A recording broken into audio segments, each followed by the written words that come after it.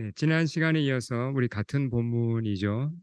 사도행전 6장 말씀으로 교회의 본질에 대해서 우리 한번 잘 말씀을 듣겠습니다.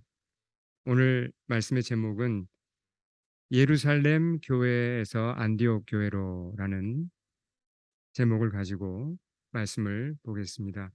자, 보통 우리가 주다이즘, 유다이즘 그러면 뭘 얘기하는 거죠? 주다이즘 그러면 이건 유대교를 얘기합니다. 그렇죠?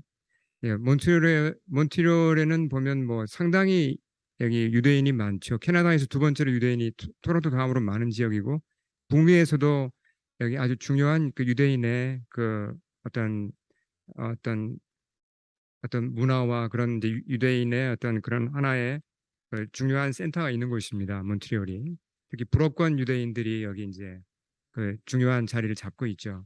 그래서 우리가 코셔 이런 거랑 유대인들이 먹는 음식 코셔 이런 거 아시잖아요. 어떤 그 우트로몽이나 이런 쪽에 가보면 맥도날드에 가도 코셔가 있어요. 보시면 예.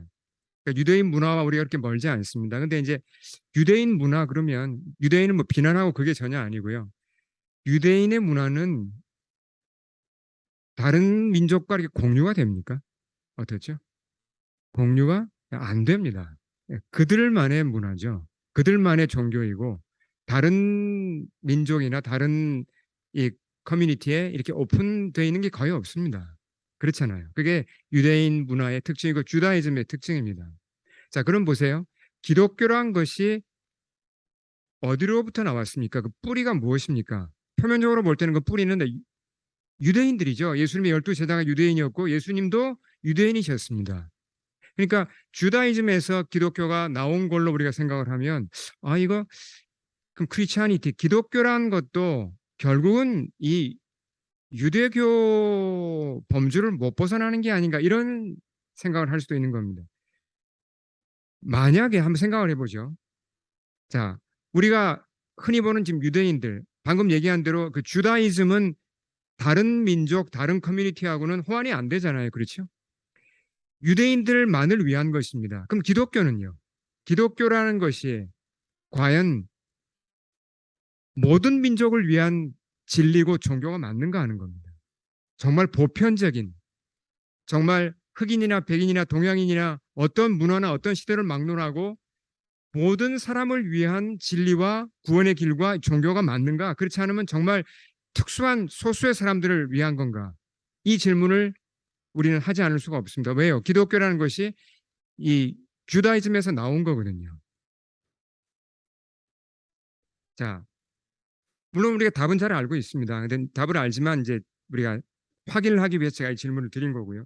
예수님이 승천하기 직전에 주신 그 유명한 말씀, 사도행전 1장 8절, 우리 암송하시는 말씀이죠. 같이 한번 암송해 볼까요? 앞을 보시면서 읽어도 좋겠습니다. 시작. 오직 성령이 너에게 임하시면 너희가 권능을 받고 예루살렘과 온 유대와 사마리아와 땅 끝까지 이르러 내 증인이 되리라 하시니라. 자, 이 말씀이 명령인가요?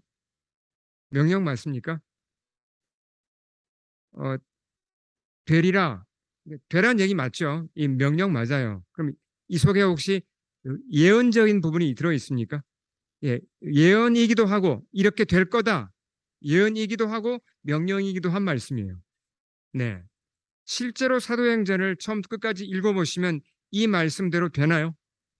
되죠. 사실 이게 인간적으로 생각하면 불가능한 얘기입니다.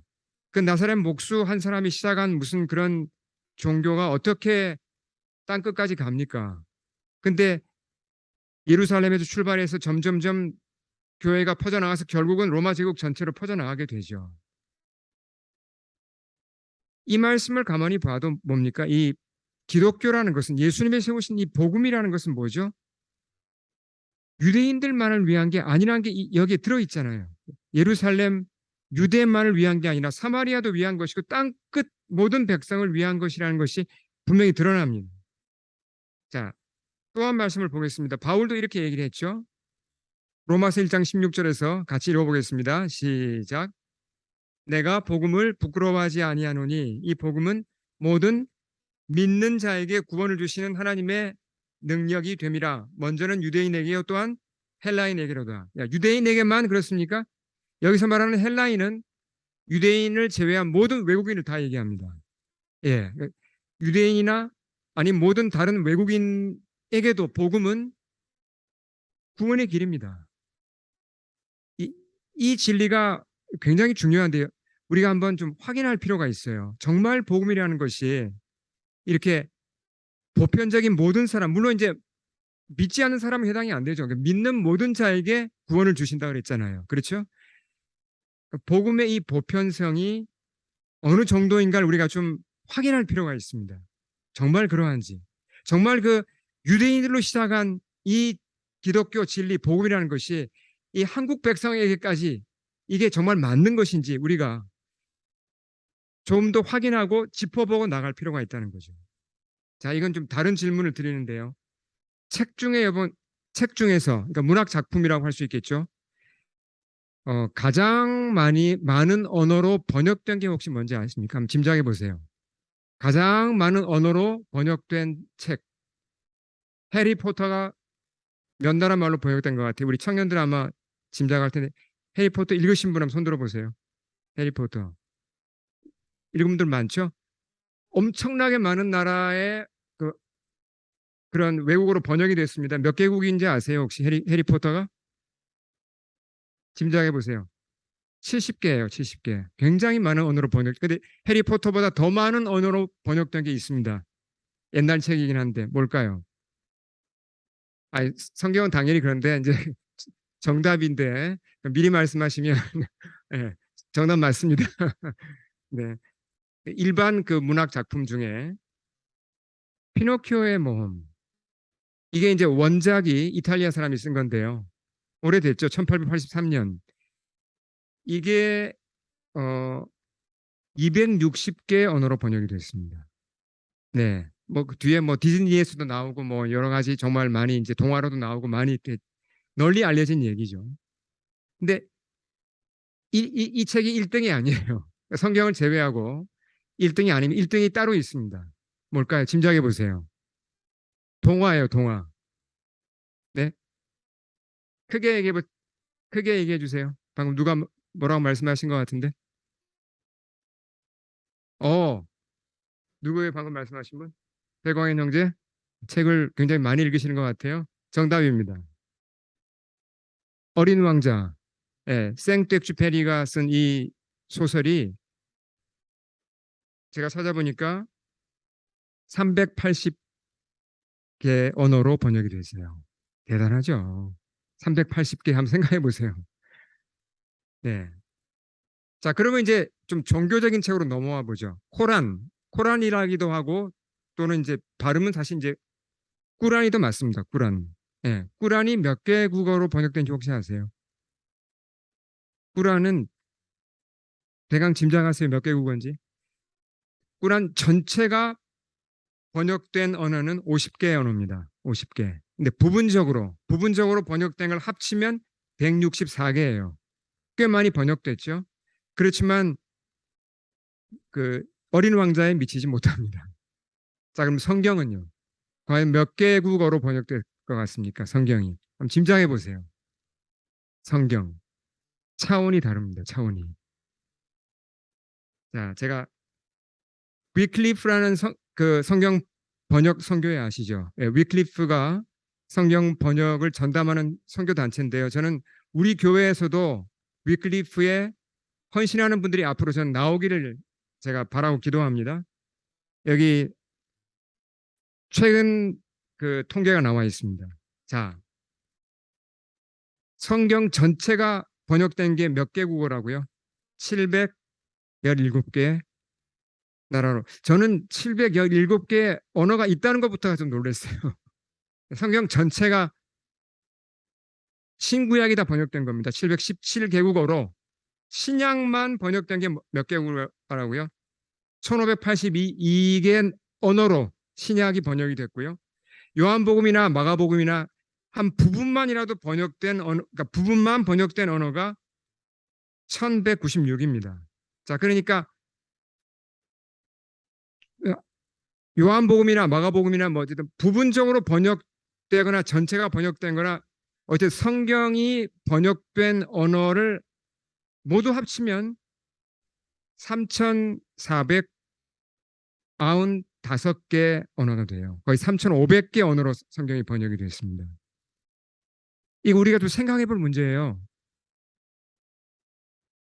뭐 비교하기가 좀 그렇지만 이 꾸란하고는 이 상대가 되지는 않습니다. 그 뭐 한 160 몇 개하고 3,500개하고는 이 비교가 안 되는데 분량이 얼마나 되는지 아세요? 꾸란은 성경의 대강 얼마나 되는지 10분의 1밖에 안 돼요. 그 10분의 1밖에 안 되는 분량입니다. 꾸란이. 그리고 꾸란을 번역하는 비용을 누가 되죠? 나라가 됩니다. 대부분. 부유한 사우디아라비아 이런 나라에서 팍팍 돈을 대줘요. 예, 이 번역하는 게 보통 작업이 아니잖아요. 근데 그럼 성경은요? 나라가 돈을 대줍니까? 아니죠? 아니죠.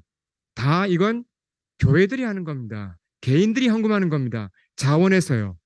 누가 시킨 게 아니잖아요. 근데도 거의 3,500개 언어로 번역을 했고 지금도 800여 개의 언어가 번역이 되고 있습니다. 근데 어떤 언어는요. 그 언어를 쓰는 그 민족 숫자가 10,000명도 안 돼요. 저 뭐 남미 아마존 같은 데 들어가 보면 그 언어 쓰는 부족이 그냥 몇천 명밖에 안 되는 그 부족 언어입니다. 근데 그 부족 언어로 성경을 번역하려고 선교사가 그 부족에 들어가서 같이 살아요. 10년, 20년을 살면서 그 성경을 그 사람들 말로 번역을 해줍니다. 아니, 무슨 참 열정으로 그렇게 할까? 그 열정이 다 어디서 나왔는가? 이건 하나님이 주시지 않았다면 이 설명이 안 되는 겁니다. 자, 이제 우리가 처음 했던 질문으로 다시 돌아와 봐야죠. 어, 왜 이렇게 성경이 많이 번역되는가? 그만큼 사람들이 많이 읽는다는 겁니다. 성경을 번역해서 모국어로 읽게 해주면 그 성경을 읽고 주님을 만나요, 사람들이. 어느 민족이든지. 그러니까 복음이란 건 정말 보편적인 게 맞다는 겁니다. 사람이라면 누구나 필요한 진리가 맞다는 겁니다. 네. 복음을 몰라서 사람들이 구원을 못 받는 거지. 복음을 알려주기만 하면 그 사람이 알아들을 수 있는 말로만 이게 전달이 되면 내가 죄인이구나. 예수님이 하나님의 아들이구나. 이 진리를 깨닫게 되고 거듭나게 되고 하나님의 자녀가 되는 거예요. 그걸 아니까 위클리프 선교사들이 그 밀림에 들어가서 자기 평생 바치는 겁니다. 너무나 귀한 영혼들이잖아요. 그러니까 복음이란 건 분명히 이건 보편적인 진리예요. 네, 누구나 복음을 들으면 거듭납니다. 하나님의 자녀가 됩니다. 자, 여기까지가 중요한 하나의 지금 메시지고요. 이것이 이제 오늘 본문하고 이어집니다. 사도행전을 처음부터 끝까지 쭉 이렇게 읽어보시면 교회의 모습이 이제 좀 발전을 합니다. 점점. 오늘 제목도 뭐죠? 말씀의 제목이 예루살렘 교회부터 안디옥 교회까지라 그랬잖아요. 교회가 점점점 더 자리가 잡히면서 교회의 모습이 더 발전을 하고 모양을 더 갖추어 가는데요. 특징이 하나 있습니다. 예루살렘 교회부터 안디옥 교회로 쭉 흘러가는 그 교회를 보면요. 구성원이 더 다양해져요. 처음에는 유대인밖에 없잖아요. 예루살렘 교회 안에는 유대인밖에 없습니다. 근데 이제 점점점 다양한 사람들이 모여요. 헬라인도 모이고 로마인도 모이고 외국인들이 점점 모이게 됩니다. 이 현상을 우리가 그냥 넘기기보다 생각해 볼 필요가 있어요. 굉장히 중요한 현상이에요. 다양한 사람들이 모인다는 것. 자, 다시 예루살렘 교회로 한번 가보죠. 지난 시간에 우리 기억나시죠? 교회가 크게 성장했습니다. 그렇지만 베드로나 요한이나 그 리더들도 미처 생각하지 못한 게 있어요. 뭘 생각 못했죠? 유대인이라는 울타리를 넘어서서 복음을 전해야겠다는 생각조차 못했습니다. 왜요? 유대인의 범주에 너무 오랫동안 머물러 살았기 때문에 외국인은 이방인은 아예 보이지가 않았습니다. 저 사람들은 아예 상종하면 안 되는 사람으로 생각했기 때문에 그냥 유대인 안에서만 복음을 전하는 게 너무나 당연한 얘기였어요. 근데 성령님이 이걸 건드리십니다. 이 울타리를 이제 허무시는 거죠. 어떤 사건이 일어났습니까? 예루살렘 교회 안에서 분쟁이 일어났죠. 예, 히브리파 유대인들과 헬라파 유대인 사이에 분쟁이 일어났잖아요. 그렇죠? 그래서 그 분쟁을 해결하면서 어떤 일이 있었죠? 몇 명의 리더를 새로 세웠습니까? 몇 명이었죠? 7명의 리더를 새로 세웠죠. 그 중에 첫 번째 사람 이름이 누군지 기억나세요? 첫 번째 사람. 7명 중에 이름 두 분만, 우리 두 사람만 기억해 보세요. 자, 누구였죠? 7명 중에 너무 어려운 이름 기억하실 필요 없습니다. 쉬운 이름. 7집사라고도 우리가 보통 부르죠. 스테판. 두 번째가 누구죠? 빌립. 이 두 사람만 기억하시면 됩니다. 자, 그렇게 해서 7명 리더가 새로 세워졌습니다. 근데 이 사람들이 이제 재정을 맡았고 구제를 맡았고, 그렇죠? 주로 그 일을 맡았는데 더 나아가서 복음도 전했어요. 그 7세 리더 중에서 특히 스테판이 어떤 일이 일어납니까? 바로 이어지는 사도행전 8장에서 어떤 일이 일어나죠? 그 유명한 스테판의 설교가 나오고 곧 이어서 스테판이 돌에 맞아 죽잖아요. 유명한 순교 사건. 복음을 그렇게 열정적으로 전하고 아쉽게도 그렇게 순교하고 맙니다. 그러니까 7명 리더를 새로 세우자마자 엄청난 시련이 닥친 거예요. 자, 그 시련을 한번 보겠습니다. 어떤 시련인지. 자, 8장 1절 같이 읽을까요? 시작. 그날에 예루살렘에 있는 교회에 큰 박해가 있어 사도 외에는 다 유대와 사마리아 모든 땅으로 흩어지니라. 자, 저는 숫자에 굉장히 관심이 많습니다. 오늘도 제가 성경 번역 숫자 말씀드렸는데 저희 집에서도 저는 이제 운전할 때 길을 잘 몰라요. 맨날 길을 이제 헤매기 때문에 제 아내가 이제 길을 저한테 알려주고 이제 저는 길치입니다. 완전히 길치인데 이제 숫자에는 그래도 조금 숫자에는 이제 좀 그래도 좀 강하다고 할까 좀 적응이 잘 돼요. 그래서 이제 딱 이 말씀을 보는 순간에 예루살렘 교회의 성도가 몇 명인지가 대강 계산이 되더라고요. 여러분 짐작하시겠습니까? 이때까지 사도행전에 나온 숫자로만 보면 예루살렘 교회 성도가 대강 몇 명쯤이었던 것 같습니까? 이 당시 이 핍박으로 흩어지기 직전에 오순절날 몇 명이 회개했죠? 3,000명 회개했습니다. 그 전에 120명 그 제자가 모여 있었죠. 근데 3,000명 더해졌습니다. 그 뒤에 또 한 번 베드로가 설교하면서 몇 명이 더해졌죠? 5,000명이 더해졌습니다. 최소한 8,120명이 있죠. 최소한. 그 외에도 더 많이 이제 모였겠죠. 그렇게 많던 교회가 몇 명으로 줄어들었다고요? 사도 외에는 다 흩어졌어요. 12 남고 다 흩어진 겁니다. 망한 건가요, 이제 교회가? 거덜난 거 아니에요? 그렇지 않습니다. 그냥 주님이 흩어지게 하셔서 다른 곳으로 가서 교회를 세우게 하신 것이지 교회 자체가 망한 게 아닙니다. 그냥 이게 흩어져 이동한 거예요. 다른 지역으로. 그렇죠? 예. 흩어진 사람들이 뭘 하죠? 자, 8장 4절. 자, 앞을 보시고 자, 크게 읽겠습니다. 시작. 그 흩어진 사람들이 두루 다니며 복음의 말씀을 전할세. 약간 모순이 있는 거 아시지 않습니까? 예수 믿었다가 한 명은 죽었고 갑자기 지금 핍박을 당해가지고 고향을 떠나게 됐어요. 다 뒤에다가 두고 직장, 집 다 두고 이제 흩어진 나그네가 된 겁니다. 뭐가 좋다고 복음을 또 전해요? 이게 논리가 맞습니까? 맞습니다. 왜요? 복음을 한번 듣고 거듭나게 되면요. 복음을 나누지 않을 수가 없습니다. 핍박 당하는 거야 뭐 좋은 일은 아니지만 복음을 전할 수밖에 없죠. 가는 곳마다 복음을 전하는 겁니다. 근데 자, 복음을 전하는데 주로 어디다가 전하죠?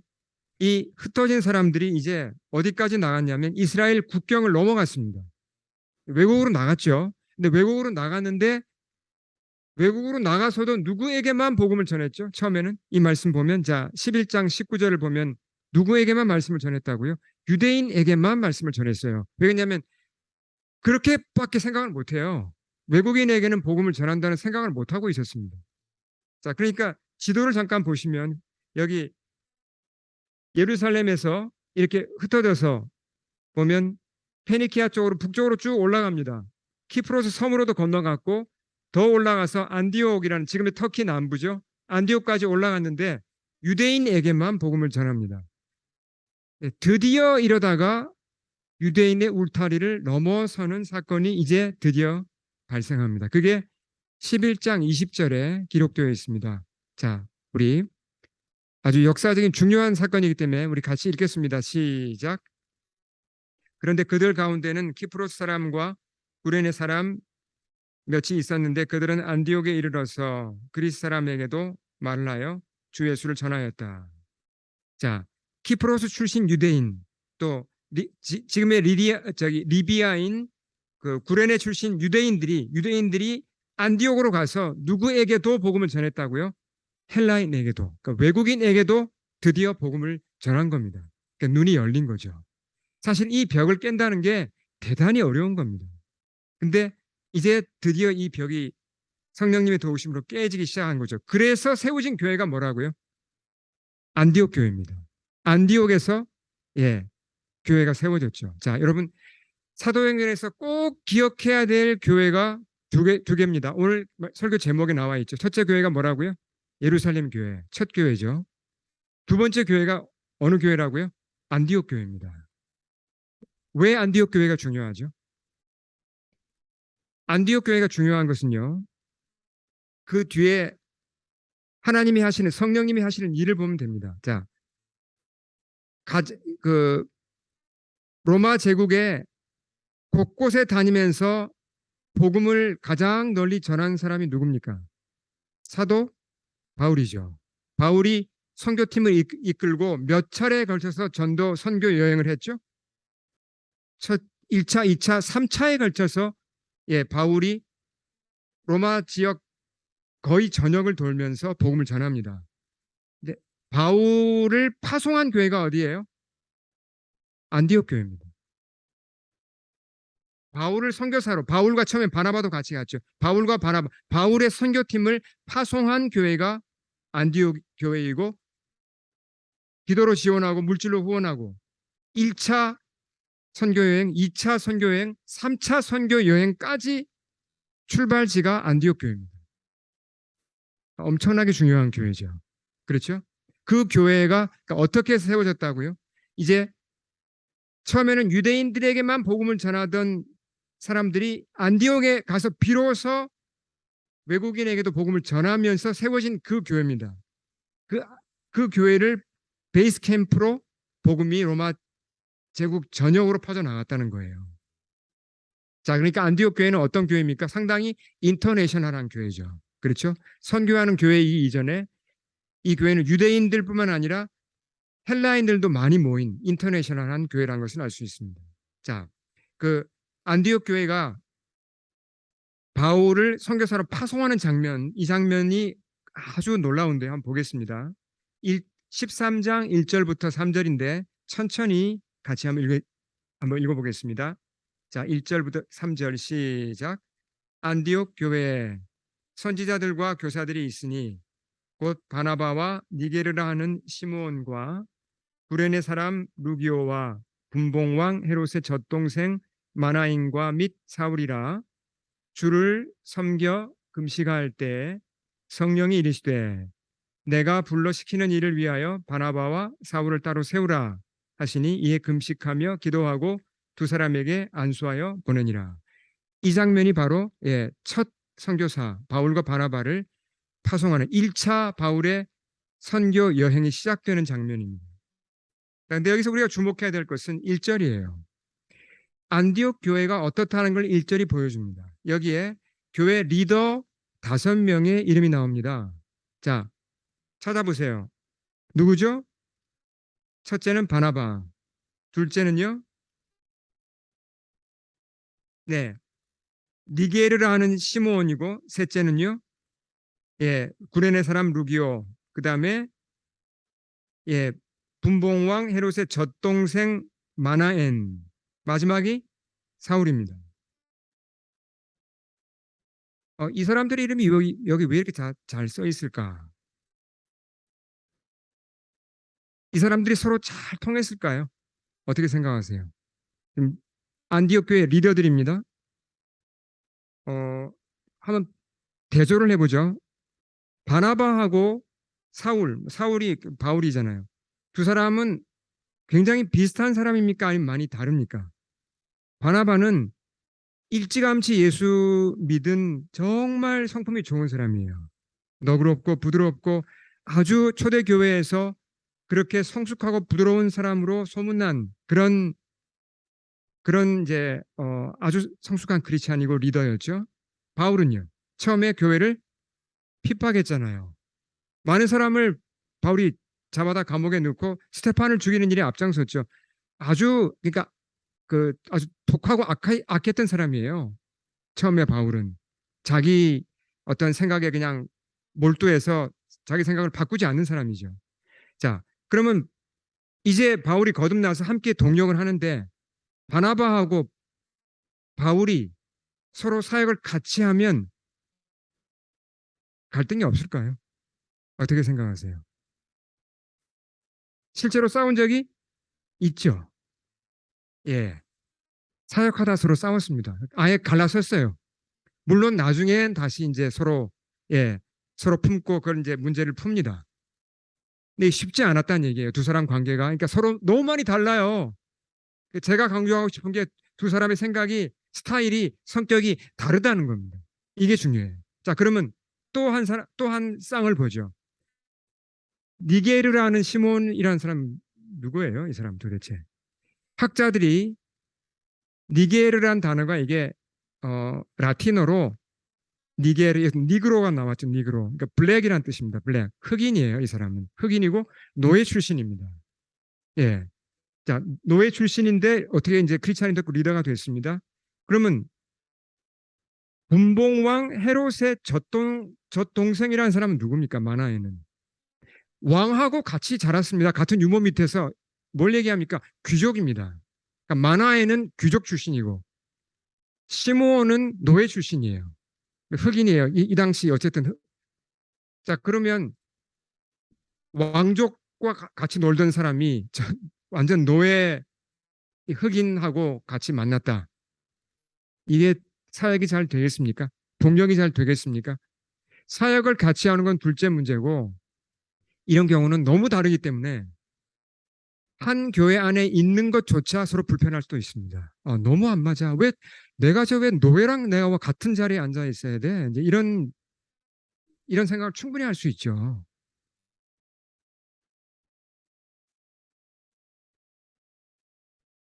자, 그럼 한번 생각해 보죠.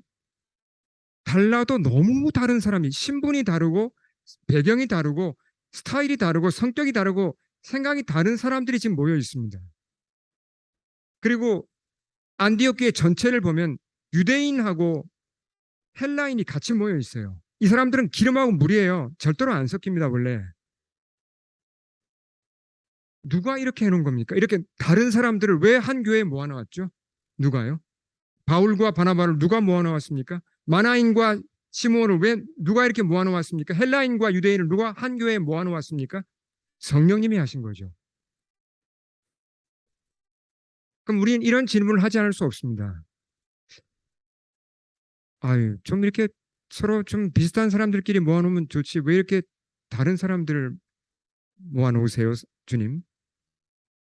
좀 비슷하고 좀 성격도 비슷하고 배경도 비슷한 사람들끼리 모아놔도 교회를 잘 해 나가기가 쉽지 않은데 너무 다른 사람들을 이렇게 모아놓으면 아니 주님 이 도대체 이거 뭐 어떡하라는 겁니까? 이거 너무 다르잖아요, 주님. 너무 잘 안 맞을 것 같습니다.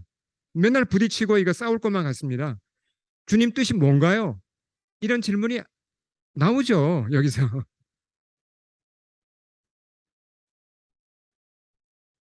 정확하게는 우리 잘 몰라요.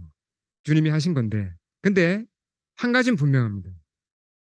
안디옥 교회에 이 다른 사람들이 모였다는 게 이게 교회의 본질이에요. 교회의 본질의 하나입니다, 이것이. 우리 이걸 잘 이해할 필요가 있습니다. 이게 뭐 조건, 실컷 이걸 떠나서 교회가 이런 교회의 본질이라는 겁니다. 다른 사람들이 모여 있다는 거죠. 서로 다른 사람들. 그러니까 교회가 참 특별한 이 공동체고 모임이라는 게 정말 오늘날도 마찬가지죠. 다양한 사람들이 모입니다.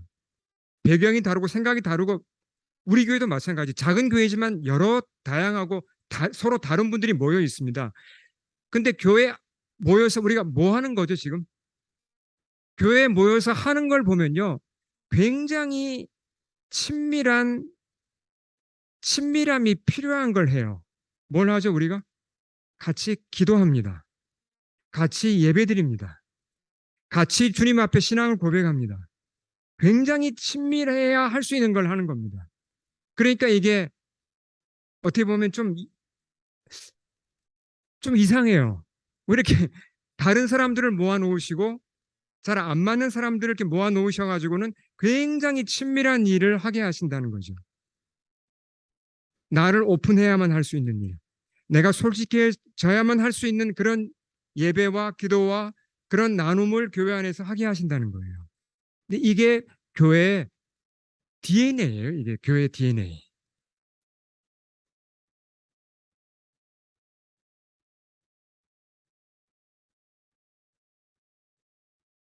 자, 예수님께로 초점을 좀 바꿔보죠. 예수님이 사역하실 때 예수님의 쭉 만난 사람들이 복음서에 기록이 되어 있습니다. 그런 관점으로 복음서를 잘 한번 보세요. 예수님이 만난 사람들, 어떤 사람들을 만났는가? 굉장히 다양한 사람들을 만났습니다. 정치인들만 만난 게 아니죠. 뭐 무슨 서민들만 만난 거 아닙니다. 주님은 정말 다양한 사람 만나셨습니다. 좁게는 12제자, 넓게는 120명의 제자를 만나셨고 이스라엘 전국을 다니면서 많은 사람 만났죠. 근데 그 복음서를 잘 보세요. 주님이 그렇게 많은 사람을 만났는데 주님 편에서 먼저 관계를 끊은 적이 있습니까? 저 사람? 저 사람은 아니야. 차단. 이렇게 차단시키고 막은 경우가 없어요. 한 번도. 어, 모든 사람이 혐오하며 피하는 사람들 성경에 나오죠. 마가복음 시작하자마자 나병 환자 얘기를 합니다. 그 당시 나병은 심각한 전염병이었잖아요. 사람들 다 피했습니다. 근데 주님이 그 사람 어떻게 했죠? 찾아봤을 때 영접하고 심지어 손까지 내밀어 그 사람 만졌습니다.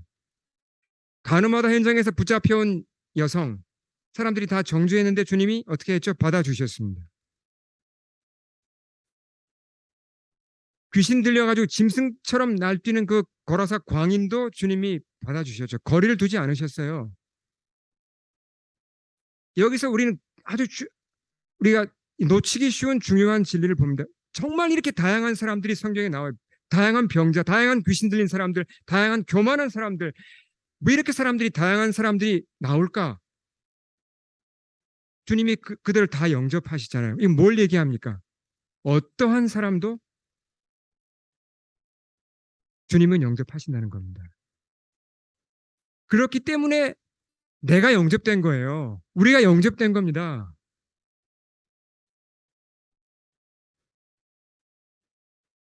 복음서에 나온 사람 중에 가장 특이한 사람들이 보면 그 유대교 종교 지도자들입니다. 그렇잖아요. 뭐 바리새인들, 제사장들, 서기관들 얼마나 교만해요. 예수님 시험하려고 하고. 근데 그런 사람들조차 주님은 관계를 차단하지 않았어요. 다 들어주고 길게 얘기하면서 그 사람들을 설득해서 구원하려고 하고. 자, 주님이 이제 결론 부분으로 들어갑니다. 처음에 우리가 읽었던 말씀 사도행전 1장 8절로 다시 돌아갑니다.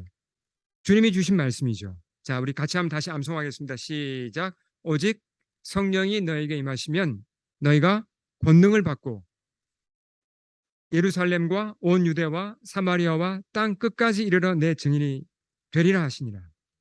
자, 이 말씀은 분명히 이루어졌습니다. 이루어지고 있습니다. 여기서 자, 거리를 잘 보세요. 예루살렘과 온 유대와 사마리아와 땅 끝까지 거리가 점점 더 넓어지고 더 멀어집니다. 그러니까 지리적인 면에서 볼 때, 그렇죠? 자, 여기서 지리적인 거리가 점점점 멀어지고 넓어집니다. 맞죠? 이 말씀 오해가 없기를 바랍니다. 이 말씀은 분명히 우리에게 이렇게 복음을 전하라는 말씀이 맞습니다. 우리가 순종해야 되는 얘기죠. 오늘날도 이 말씀에 순종해서 우리가 복음을 전하려고 애쓰고 있고, 또 선교사님들이 정말 땅 끝이라고 부르는 곳까지 가서 복음을 전하고 있습니다. 이게 맞죠?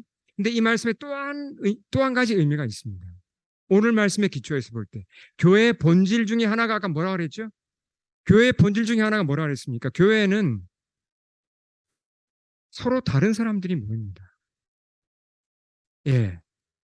주님이 다른 사람들을 모아놓아요. 마나인과 시므온 같이, 바울과 바나바 같이 서로 다른 사람들을 모아놓으세요. 그리고 뭔가 그 속에서 주님이 일을 하십니다. 이게 교회의 본질이거든요. 그 말씀과 그 교회의 본질과 관련해서 이 말씀을 다시 우리가 이해할 수 있다는 얘기입니다. 자, 지리적으로 거리를 얘기할 뿐만 아니라 여기는 심리적인 거리도 들어 있습니다. 심리적인 거리. 인간관계라고 할까요? 자, 교회에 우리가 이렇게 모여 있잖아요. 근데 사람들은 금방 알아요. 아, 저분은 나랑 좀 잘 통하겠다. 아, 나도 예루살렘, 저분도 예루살렘. 좀 가깝네. 근데 이쪽 분은 아, 내가 예루살렘이면 한 유대쯤 되겠다. 그래 조금은 그래도 거리가 있지만 그래도 약간만 그 맞추면 나랑 잘 맞을 것 같아. 근데 이제 저쪽에 있는 분은 나는 예루살렘, 저쪽은 사마리아예요. 뭔가 안 맞아.